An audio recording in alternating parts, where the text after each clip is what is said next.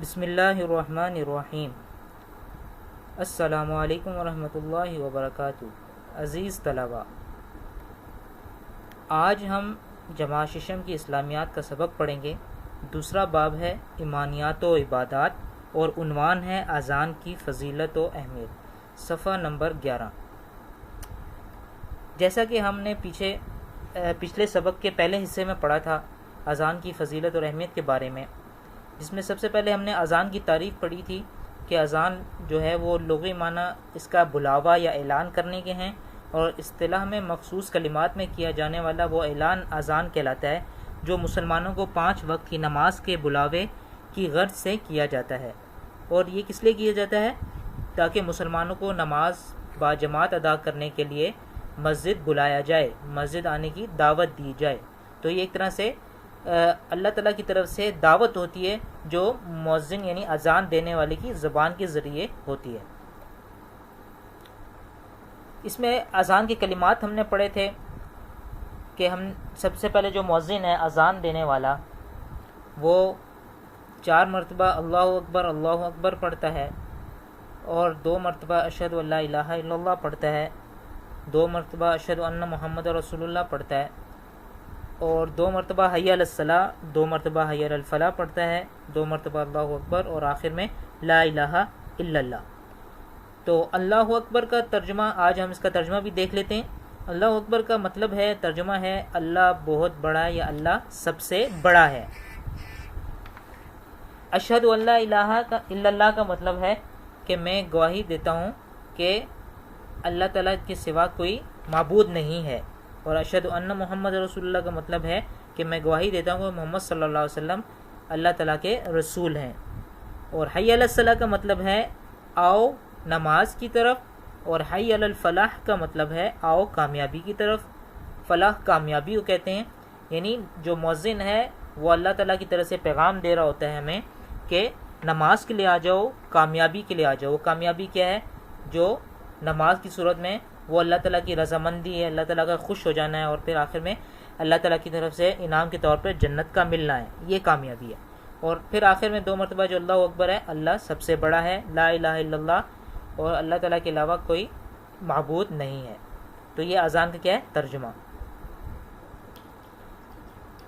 اس کے بعد ہم نے یہ پڑھا تھا کہ اذان جو ہے اس کی ابتدا کب ہوئی تھی۔ اس میں ہم نے پڑھا تھا کہ یہ مکہ میں تو مسلمانوں کو آزادی سے نماز ادا کرنے کی بھی اجازت نہیں تھی، لیکن جب مدینہ ہجرت کر کے گئے تو اس وقت وہاں پر جا کے مسلمانوں کو اذان دینے کا حکم دیا گیا، اور یہ اذان حضرت عمر رضی اللہ عنہ کو بھی، حضرت عبداللہ بن زید انصاری رضی اللہ عنہ کو بھی خواب میں کلمات سکھائے گئے تھے، اور آپ صلی اللہ علیہ وسلم کو وحی کے ذریعے بتائے بھی گئے تھے۔ پھر ہم نے اذان کی اہمیت اور فضیلت کے بارے میں پڑھا تھا کہ جو اذان دیتا ہے تو اس کی کیا اہمیت اور فضیلت ہے۔ تو آپ صلی اللہ علیہ وسلم کا ارشاد ہے کہ المؤذنون اطول الناس اعناقا یوم القیامہ، جو مؤذنین ہیں وہ قیامت کے دن ان کی گردنیں سب سے بلند ہوں گی، یعنی سب سے اونچے ہوں گے۔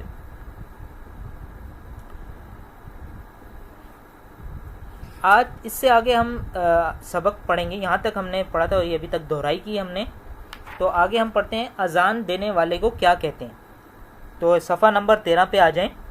اذان دینے والا شخص، اس کو جو اذان دیتا ہے مؤذن کہتے ہیں۔ جیسے کہ آپ نے حدیث میں دیکھا، عربی کے الفاظ بھی ہیں المؤذنون، اذان دینے والا۔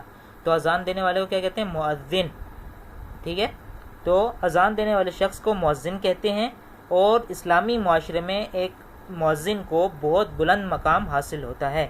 اور حضرت ابو ہریرہ رضی اللہ عنہ فرماتے ہیں کہ آپ صلی اللہ علیہ وسلم نے فرمایا کہ اذان کی وجہ سے مؤذن کی مغفرت کر دی جاتی ہے، یعنی جو شخص اذان دیتا ہے اللہ تعالیٰ اتنا خوش ہوتے ہیں، اپنے گھر کی طرف بلانے والے سے اتنا خوش ہوتے ہیں کہ اللہ تعالیٰ اس کے گناہوں کو معاف فرما دیتے ہیں۔ تو کتنی بڑی فضیلت ہے۔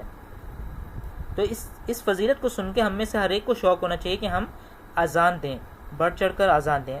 اور آپ صلی اللہ علیہ وسلم نے فرمایا دوسری جگہ کہ اگر لوگوں کو اس چیز کا ثواب معلوم ہو جائے کہ اذان دینے اور پہلی صف میں آ کر نماز پڑھنے کا کتنا زیادہ ثواب ملے گا، تو ہر شخص آگے بڑھنے کی کوشش کرے گا کہ میں اذان دوں، میں پہلی صف میں کھڑا ہو کے نماز پڑھوں۔ یہاں تک کہ اتنا لوگوں کے اندر شوق پیدا ہو جائے گا کہ کسی کو موقع نہیں مل رہا ہوگا تو پھر لوگ آپس میں قرعہ ڈالیں گے. قرعہ ڈالنا کسے کہتے ہیں کہ لوگ آپس میں اپنے نام لکھ کے پرچیوں کے اوپر، چٹ کے اوپر، پیج کے اوپر وہ بند کر کے ایک باکس میں ڈالیں گے اور اس کو ہلا کے پھر اس میں سے نکالیں گے، اور جس کا نام نکلے گا تو اس کی باری ہوگی کہ وہ اذان دے. یعنی اتنا زیادہ ثواب ہے کہ اگر لوگوں کو پتہ چل جائے تو لوگوں کو اس طرح کرنا پڑے گا. لیکن کیا ہے کہ آج ہم اس اذان کی اس فضیلت کو بالکل بھول چکے ہیں، ہم اس کی طرف توجہ نہیں دے رہے، تو ہمیں اس کی اہمیت کا بھی پتہ نہیں ہے کہ یہ کتنی اللہ تعالیٰ کی طرف سے ایک بلاوا ہے اور اس کی کتنی عظمت ہے، اذان دینے والے کی کتنی زیادہ عظمت ہے. اس کے علاوہ آپ صلی اللہ علیہ وسلم کے ارشاد میں سے ایک ارشاد یہ بھی ہے کہ جب اذان دی جاتی ہے تو شیطان پیٹھ موڑ کر بھاگ جاتا ہے اور اتنی دور چلا جاتا ہے یہاں تک کہ جہاں اس کو آواز نہ آ رہی ہو، اذان دینے کی اس کو آواز سنائی نہ دے رہی ہو، اتنی دور چلا جاتا ہے. اور کیا آپ کو معلوم ہے کہ سب سے پہلے اسلام کے سب سے پہلے مؤذن کون تھے؟ یعنی سب سے پہلے اسلام میں اذان کس نے دی تھی؟ تو سنیے، سب سے پہلے مؤذن اور سب سے پہلے اذان دینے والے مسلمان حضرت بلال رضی اللہ تعالی عنہ تھے. کون تھے؟ حضرت بلال رضی اللہ تعالی عنہ، جنہیں آپ صلی اللہ علیہ وسلم نے خود اذان دینے کے لیے مقرر فرمایا تھا. اور آپ یہ دیکھیں کہ حضرت بلال رضی اللہ عنہ کو جب آپ صلی اللہ علیہ وسلم نے اذان دینے کے لیے مقرر فرمایا تو صحابہ کے دل میں حضرت بلال رضی اللہ عنہ کی عظمت اتنی زیادہ بڑھ گئی کہ وہ حضرت بلال کو سردار کہہ کر بلانے لگے. کیا کہہ کر بلانے لگے؟ سیدنا بلال رضی اللہ تعالیٰ عنہ، یعنی ہمارے سردار بلال. یعنی اذان دینے کی وجہ سے اتنی عظمت ان کی بڑھ گئی. اسی طرح آپ صلی اللہ علیہ وسلم نے ایک اور صحابی حضرت ابو محذورہ رضی اللہ تعالیٰ عنہ کو بھی اذان سکھائی اور ساتھ ان کو ایک نیا اذان میں پڑھنے کے لیے ایک اور الفاظ کا اضافہ فرمایا، الصلاۃ خیر من النوم، نماز نیند سے بہتر ہے. تو بچوں کیا آپ کو معلوم ہے یہ کون سی اذان میں یہ الفاظ بولے جاتے ہیں؟ یقیناً یہ ہر ایک مسلمان کو معلوم ہوگا کہ یہ الفاظ الصلاۃ خیر من النوم فجر کی اذان میں بولے جاتے ہیں، تاکہ لوگوں کو جو نیند کی وجہ سے اٹھ نہیں پا رہے تو جب وہ یہ لفظ سنیں گے کہ نماز جو ہے وہ نیند سے بہتر ہے اور کامیابی کا ذریعہ ہے، تو جنت میں جانے کا ذریعہ ہے، تو پھر لوگ خوشی سے اٹھیں گے، جلدی سے اٹھیں گے. اور شیطان جو اذان سن کر ویسے ہی دور بھاگ جاتا ہے تو وہ انسانوں سے دور، مسلمانوں سے دور ہو جائے گا، تو وہ مسلمان جلدی اٹھ کر مسجد کا رخ کرے گا. تو یہ الصلاۃ خیر من النوم جو فجر کی اذان میں بولا جاتا ہے، اور یہ اذان کی کلمات انسان کو نیند کے غلبے سے نجات دلا دیتے ہیں اور انسان ایک مسلمان نماز کے لیے اچھے طریقے سے تیار ہوتا ہے. یہ تھا آج کا سبق. اب آپ آئیں صفحہ نمبر 14 پر. اس میں صفحہ نمبر 14 میں ہم نے صفحہ نمبر 13 میں سوال نمبر 1 بھی کر چکے ہیں اور صفحہ نمبر 14 پر سوال نمبر 2 بھی کر چکے ہیں. اب ہم صفحہ نمبر 14 پہ سوال نمبر 3 پہ آتے ہیں. درست اور غلط فکروں کی نشاندہی کرتے ہوئے مناسب جواب پر ٹک کا نشان لگائیے. تو یہ آپ ایک اس کو آپ سبق جیسے آپ سن چکے ہیں تو آپ کو میرے خیال میں یہ آپ پیچھے دیکھے بغیر بھی اس کو آرام سے حل کر سکتے ہیں. بہت آسان سوالات ہیں. پہلا ہے اذان دینے والے شخص کو مؤذن کہا جاتا ہے. یہ بھی آپ کو ذکر کیا ابھی کے جو ہم نے سبق پڑھا ہے، تو اس کا آپ نے نشان لگانا ہے. اذان کی وجہ سے انسان کی مغفرت کر دی جاتی ہے. یہ آپ نے دیکھنا ہے، یہ حدیث آئی ہے کہ حضرت ابو ہریرہ رضی اللہ عنہ سے صفحہ نمبر 13 پہ یہ آپ پڑھیں گے، تو جو آپ پڑھیں گے تو اس کے مطابق آپ نے نشان لگانا ہے. تیسرا ہے نیند نماز سے بہتر ہے. نیند نماز سے بہتر ہے. کیا یہ درست ہے یا غلط؟ یہ آپ نے اپنے ذہن سے کرنا ہے. اگر پھر بھی سمجھ میں نہ آ رہا ہو تو سبق میں دیکھنا ہے صفحہ نمبر 13 میں. اذان کی کلمات حضور صلی اللہ علیہ وسلم کو بذریعہ وحی بتائے گئے. اذان کی کلمات آپ صلی اللہ علیہ وسلم کو بذریعہ وحی بتائے گئے.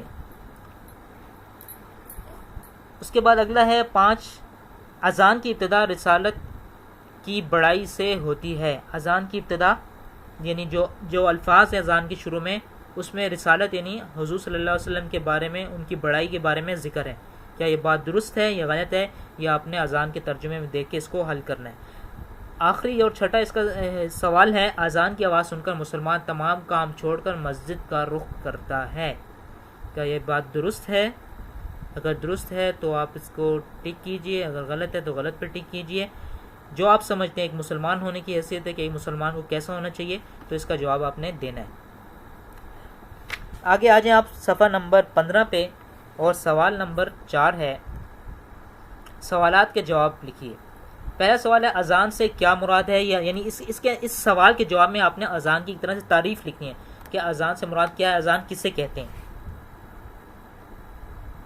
اگلا سوال ہے اذان کی ضرورت کیوں محسوس ہوئی، اذان کی ضرورت کیوں محسوس ہوئی، یعنی اذان کیوں شروع کی گئی، تو اس کا جواب بھی آپ دیکھیں، خود ڈھونڈیں اور خود کریں۔ اگر سمجھ میں نہیں آتا تو گھر میں کسی سے مدد لے سکتے ہیں۔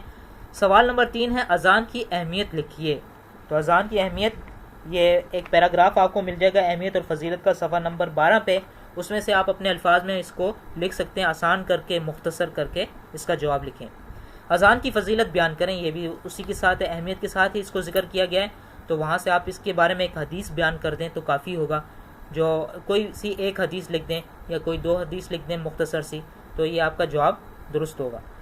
اور آخری سوال ہے ہمارا، اذان کی کلمات کا اردو ترجمہ لکھیے اور بتائیں کہ یہ کلمات اذان میں کتنی بار ادا کیے جاتے ہیں۔ تو آپ کا یہ سوال، آپ نے اس کا جواب بھی لکھنا ہے، اور ساتھ آپ کا ہوم ورک بھی ہے کہ آپ نے اذان کا ترجمہ، اذان کی کلمات تو آپ پچھلے سبق میں یاد کر چکے ہوں گے، اب آپ نے یہ کام کرنا ہے کہ اس کا ترجمہ بھی یاد کرنا ہے، اور یہ بھی آپ نے یاد رکھنا ہے کہ یہ کلمات کتنی مرتبہ ادا کیے جاتے ہیں۔ تو یہ آپ کا ایک ہوم ورک ہے۔ تو مجھے امید ہے کہ آپ کو سبق اچھی طرح سمجھ میں آیا ہوگا۔ تو آپ کا اب یہ 3 کام ہے کہ اذان کا ترجمہ یاد کرنا ہے آپ نے، دوسرا یہ کہ سوال نمبر 3 اور 4 کتاب پر بھی کرنے ہیں، اور ساتھ نوٹ بک پر آپ نے سوال نمبر 4 کرنا ہے، خوش خط کر کے لکھنا ہے، صاف ستھرا لکھنا ہے، اچھی لکھائی میں لکھنا ہے، اور اس کو یاد بھی کرنا ہے۔ اور آخری کام آپ نے یہ کرنا ہے کہ مکمل سبق کی شروع سے لے کے آخر تک پڑھائی کرنی ہے، اور اس کے بعد یہ کہ آپ ان سوالات کو حل کریں گے تو آپ کو زیادہ اچھے طریقے سے یاد ہوگا۔ تو مجھے امید ہے کہ آپ کو سبق بہت اچھی طرح سمجھ میں آیا ہوگا، اور آپ یہ جو آپ کو ہوم ورک دیا گیا ہے، جو کام دیا گیا ہے، تو یہ بھی آپ بہت اچھے طریقے سے کریں گے۔ بہت شکریہ۔